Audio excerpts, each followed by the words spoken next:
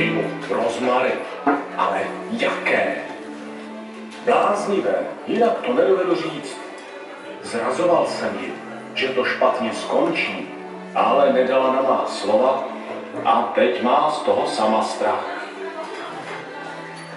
Klaním se ti, pane králi, ale zdá se mi, že pan král má špatnou náhodu.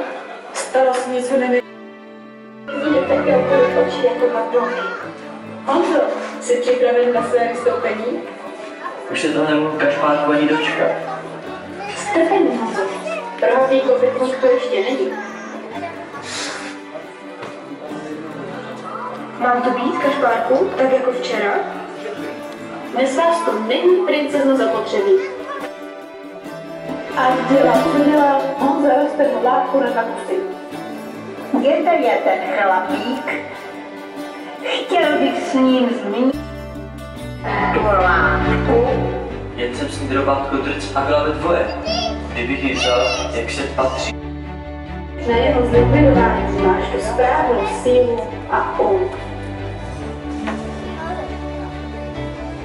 Tatíčku, to jsi měl vidět.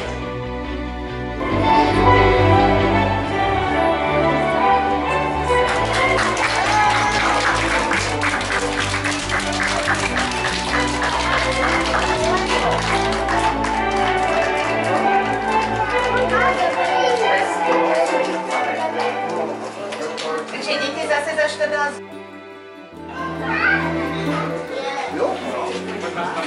Pozor, ať na vás neskočí ten čert. Vláda byla pouze kapesníků.